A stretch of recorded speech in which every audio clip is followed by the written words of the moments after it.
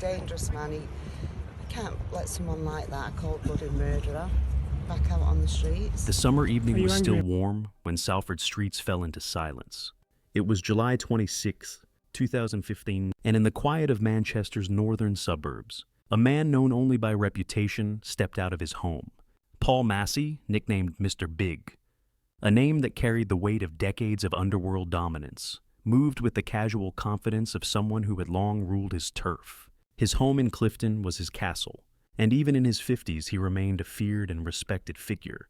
But in the shadows, someone had already marked him for death. From a distance, the mechanical whir of pedals cut through the air, not the roar of a car engine or the screech of tires, but the smooth, almost innocent rhythm of a bicycle. At its helm was a man dressed in dark clothing, face obscured, movements precise. The cyclist rode slowly, deliberately, scanning the suburban street with cold calculation. To anyone else, he was just a rider passing by. But for Massey, he was death approaching on two wheels. The assassin stopped, pulled out a Scorpion submachine gun, and with chilling composure, opened fire. The sound ripped through the evening, an eruption of rapid shots echoing against brick walls and garden fences. Neighbors froze. Massey staggered, hit multiple times, collapsing near his doorway as bullets riddled his body. The man who had once survived countless street battles, police crackdowns, and underworld vendettas now lay bleeding on his own front path. The killer did not linger. He pedaled away as swiftly as he had come, vanishing into the streets of Salford, leaving behind a scene of chaos, sirens, and disbelief. The method was shocking in its simplicity: a bicycle, a machine gun, and a single-minded mission. This wasn't just murder. It was an execution carried out with a chilling level of planning. It marked the beginning of one of Britain's most dramatic gangland investigations, one that would uncover the work of a hitman known by the chilling nickname, the Iceman. For the people of Salford, the killing of Paul Massey was more than the death of one man. It was a message written in gunfire, a sign that the city's simmering gang war had reached a new and ruthless stage, and it raised one haunting question: who could be so bold, so cold, as to take down Mr. Big on his own doorstep? This is the story of Mark Fellows, the hitman cyclist who killed Mr. Big. The murder of Paul Massey was not just another gangland hit.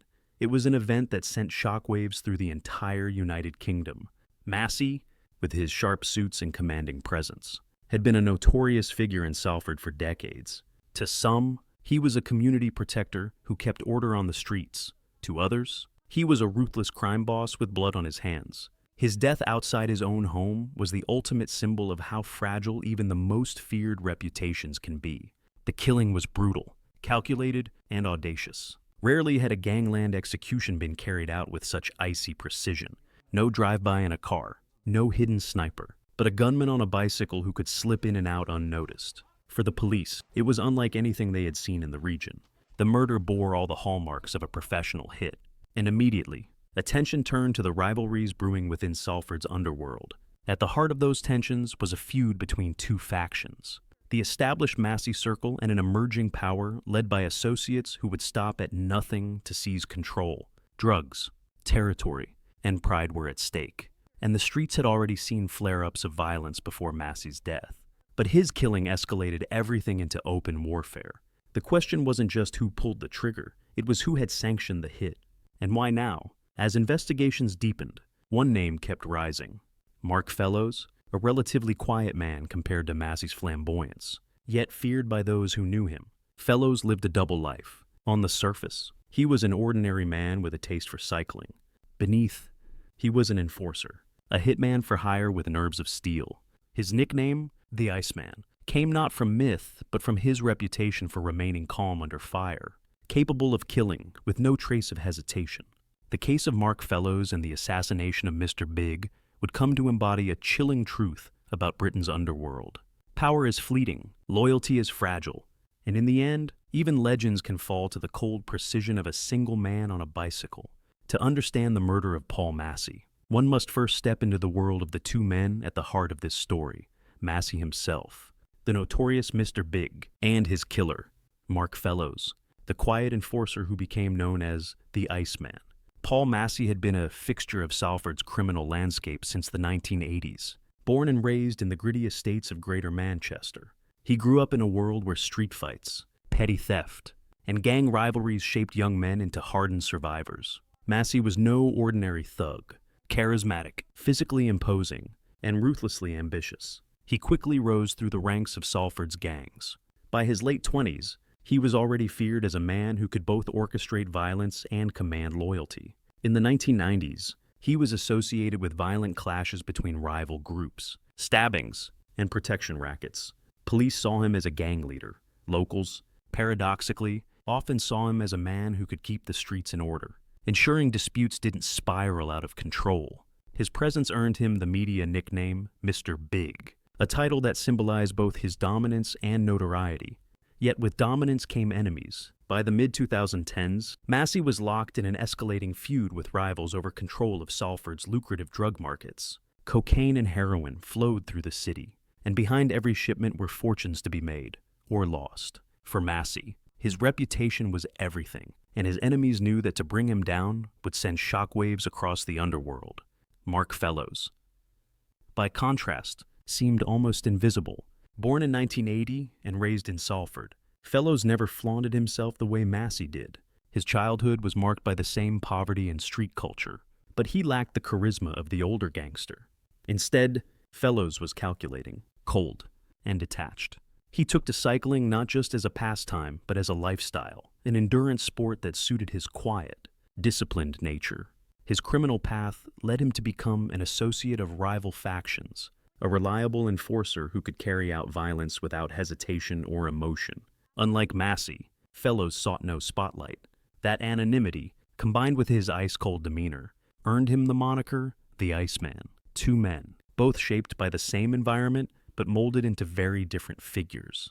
Massey, the flamboyant kingpin, larger than life, eager to project power. Fellows, the shadow, patient and surgical in his methods. Their clash was inevitable. In Salford, reputations were currency, and one man's continued dominance was another's ceiling. For Fellows, carrying out the hit on Mr. Big wasn't just an act of violence. It was a statement that no man, no matter how feared, was untouchable. It is within this backdrop of crumbling loyalties, simmering feuds, and a city drowning in drugs and bloodshed that the paths of Massey and Fellows finally converged, setting the stage for one of Britain's most shocking assassinations. By the mid-2010s, Salford had become a pressure cooker of crime and ambition. The city was awash with drugs, particularly cocaine, imported through European networks and distributed across Manchester and beyond. Paul Massey, with his decades-long reputation, still commanded influence, but his grip was slipping. Younger, hungrier figures were pushing into the market, and money flowed as fast as the powder itself. Violence was the inevitable byproduct. Massey's operation was built on a mixture of fear and familiarity. His name carried weight to many local dealers. Paying a cut to Mr. Big was the cost of doing business. His network extended through protection rackets, debt collections, and the ever-profitable trade in narcotics. Yet Massey had become more of a figurehead than a hands-on operator. Age and police scrutiny had dulled his edge, even if his reputation remained razor-sharp. Rivals saw an opportunity. Among those rivals was a faction led by associates aligned with Mark Fellows. Fellows was no kingpin himself. He was muscle, an executor, the kind of man who didn't scheme for empires but enforced the will of those who did. He worked closely with others in the Salford underworld, men like Stephen Boyle, who would later be tried alongside him. Together, they formed the sharp end of a spear aimed at Massey's dominance. The method of their operations was meticulous. Fellows combined his passion for cycling with his criminal life in a way no one anticipated. Where others might use cars or motorbikes for quick escapes, Fellows saw the practicality of a bicycle. It allowed him to move quietly, avoid cameras, and blend into suburban streets where a car might draw attention. He trained himself physically to endure long, punishing rides, an endurance that mirrored his mental state as a hitman. He was calm, precise, and almost mechanical. The feud between Massey's camp and his rivals escalated through tit-for-tat attacks, shootings, arson, and intimidation that left ordinary residents terrified. Salford's reputation as a tough, working-class community was being overshadowed by the brutality of its gangland battles. The killing of Massey would not come out of nowhere. It was the culmination of years of conflict, sharpened by drugs, pride, and the hunger for control. Police intelligence at the time was aware of these rising tensions, but struggled to penetrate the walls of silence. Informants were scarce, witnesses too frightened, and the gangs themselves adept at creating smokescreens. Meanwhile, Fellows and his circle moved like shadows, keeping their plans tightly sealed. When the order was finally given, it was Fellows who accepted the task. His cold demeanor and ability to operate without panic made him the perfect assassin. And so, on that summer evening in 2015, his bicycle became both weapon and disguise, the final act of a criminal operation designed not only to eliminate Massey, but to redefine the balance of power in Salford's underworld. When the shots that killed Paul Massey echoed across Clifton, Greater Manchester police knew instantly this was no ordinary murder. Massey was not just another victim, he was the city's most notorious gangland figure. His death, brazenly executed outside his own home, risked igniting an all-out war on Salford's streets. For detectives, the pressure was immense: solve the case quickly, or face escalating bloodshed. The crime scene was meticulously examined. Dozens of shell casings littered the path to Massey's front door, each one a grim clue pointing to the use of a Scorpion submachine gun. Neighbors recalled seeing a cyclist fleeing the scene, but fear kept many reluctant to speak too openly. Massey's reputation lingered even in death, casting a shadow of intimidation over potential witnesses. The police found themselves chasing a ghost, a hitman who had slipped into the night on 2 wheels. Detectives began piecing together the puzzle. Intelligence units already had files on the simmering feud between rival Salford factions. Massey had been the figurehead of one side. Across the divide were men hungry to replace him. Mark Fellows' name surfaced early in the investigation, whispered by informants and noted in intelligence reports. Known for his ties to the rival faction and his quiet but dangerous demeanor, he was far from a flashy suspect. Yet something about his background, his obsession with cycling, his cold reputation, fit the unusual method of the murder. Surveillance teams were deployed. Phone records, CCTV analysis, and financial tracking became the backbone of the inquiry. Detectives discovered that Fellows had carried out reconnaissance on Massey's home weeks before the killing, cycling past to test routes and timings. The detail was chilling. This was no spur-of-the-moment attack, but a carefully planned execution. Despite mounting suspicion, police lacked the hard evidence needed for a conviction. In the months that followed, violence in Salford continued, further fueling the urgency of the case. Every step forward was met with silence from the community, where fear of reprisals outweighed cooperation. Still, the murder of Mr. Big was too significant to leave unsolved. For Greater Manchester Police, catching Massey's killer was not just about justice. It was about restoring a sense of control to a city sliding deeper into gangland terror. For more than 2 years after Paul Massey's assassination, the investigation remained a labyrinth of leads, dead ends, and fear-driven silence. Detectives suspected Mark Fellows, but suspicion alone was not enough. It wasn't until another act of violence shook Salford that the case began to crack open. On May 30th, 2018, John Kinsella, a well-known underworld fixer with links to both Liverpool and Manchester gangs, was gunned down in broad daylight near St. Helens. Kinsella was walking with his partner when a lone cyclist approached. Just like Massey, he was executed with cold efficiency. The weapon was different, but the method, swift, clinical, and on 2 wheels, was chillingly familiar. This murder bore the same signature. To police, it was confirmation. They were hunting a serial hitman. This was the turning point. By linking the 2 killings, detectives strengthened their case against Fellows. Digital evidence provided the breakthrough. Investigators uncovered GPS data from a Garmin fitness watch belonging to Fellows. The device had logged one of his training rides, a seemingly ordinary cycling route. But when cross-referenced with Massey's home, the data showed Fellows had pedaled directly past the house weeks before the murder. What he claimed was exercise was, in truth, surveillance. The discovery electrified the case. Technology had done what fearful witnesses could not. Place Fellows at the heart of the planning, coupled with CCTV footage, mobile phone records, and his associations with the rival Salford faction. The evidence began to form an iron cage around him. The calm, almost invisible enforcer was now clearly identifiable as the shadow behind 2 of Britain's most notorious gangland executions. For the police, this was more than a turning point. It was a revelation that years of patient investigation had not been in vain. The Iceman had left digital footprints, betraying the meticulous coldness that defined his reputation. The net was finally tightening, and the myth of the untouchable cyclist Hitman was about to unravel. Once the GPS evidence tied Mark Fellows to the surveillance of Paul Massey's home, Greater Manchester Police knew it was time to strike. The murders of both Massey and John Kinsella had left communities terrified and the underworld emboldened. Detectives could not risk waiting any longer. They planned a coordinated operation to bring the Iceman in. In the summer of 2018, armed officers surrounded Fellows' home in Warrington. The operation was swift and overwhelming. Neighbors watched from behind curtains as black-clad police units flooded the quiet suburban street, weapons raised, voices commanding. Fellows, the man who had pedaled silently into Salford to commit one of Britain's most audacious hits, was dragged from his house in handcuffs, calm and emotionless. He offered little resistance. True to his reputation, he remained cold even in the face of arrest. But Fellows was not alone in the dock of suspicion. His close associate, Stephen Boyle, was also arrested. Boyle had acted as a spotter during the hits, a second pair of eyes to confirm targets and provide support. While Fellows carried out the executions, Boyle ensured the operations ran smoothly. Police raids recovered phones, clothing, and vehicles tied to both men.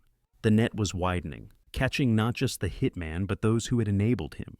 The arrest sent a ripple of relief through Salford and beyond. For years, Massey had dominated the city's streets, and his murder had left a vacuum filled with fear and bloodshed.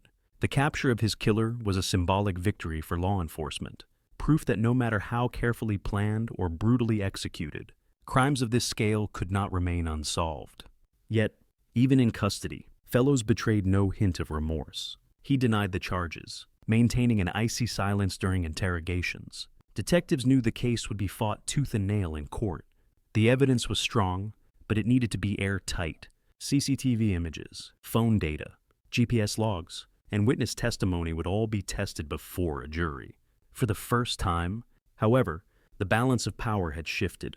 The man once invisible on Salford streets was now in a cell, facing the full weight of British justice. The Iceman had been cornered. The trial of Mark Fellows began in late 2018 at Liverpool Crown Court, under extraordinary security. This was not just another criminal case. It was the prosecution of one of Britain's most notorious modern hitmen. Journalists filled the gallery, while police presence inside and outside the courthouse reminded everyone of the gravity of the proceedings. The prosecution laid out its case with precision.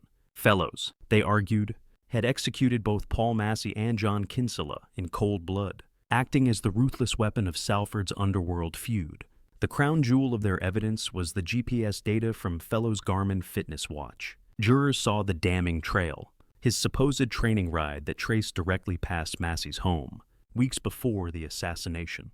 It was surveillance disguised as exercise, and it left little doubt of his intent. CCTV footage, phone records, and witness testimony reinforced the prosecution's narrative. Stephen Boyle, Fellows' associate, stood trial alongside him, accused of aiding the killings. Prosecutors described Boyle as the lookout, the man who ensured the coast was clear while Fellows pulled the trigger.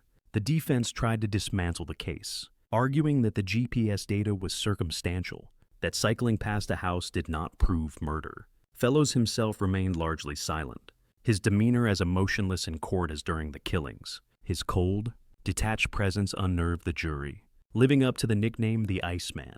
In January 2019, the verdict was delivered. Fellows was found guilty of both murders, Paul Massey and John Kinsella. The judge, in sentencing him to a whole life order, made Fellows only the third criminal in Britain to receive such a punishment outside of terrorism cases. It meant he would never leave prison alive. Boyle, meanwhile, was convicted of Kinsella's murder, but acquitted in relation to Massey. For Salford and for Britain, the trial was a landmark moment. Justice had caught up with the man who thought himself untouchable. Yet, beneath the relief, the killings left scars that no sentence could erase. The conviction of Mark Fellows closed one of the darkest chapters in Salford's modern history. The city that had lived under the shadow of Paul Massey, Mr. Big, now found itself haunted by the chilling precision of the man who killed him. With Fellows locked away for life, residents could breathe easier, yet the scars of gang warfare ran deep. Families had been shattered, entire communities had lived in fear, and the ripple effects of the killings continued to shape the criminal landscape. For many, Fellows' story was a stark reminder of how the underworld adapts. His use of a bicycle, his cold demeanor, and his blending of ordinary hobbies with extraordinary violence demonstrated how organized crime can evolve in unexpected ways. He was not the flashy gangster of old. He was quiet, disciplined, invisible until it was too late. Paul Massey's death, meanwhile, left a vacuum in Salford's underworld. Rival factions moved quickly to claim territory, and the cycle of violence did not end with Fellows' arrest. The question lingered: had justice truly been served, or had one ruthless man simply been replaced by others waiting in the wings? The case of Mark Fellows remains more than the tale of a single hitman. It is a story about power, reputation, and the chilling reality that even legends of the underworld can fall, not in a blaze of glory, but to the cold calculation of a man known as the Iceman.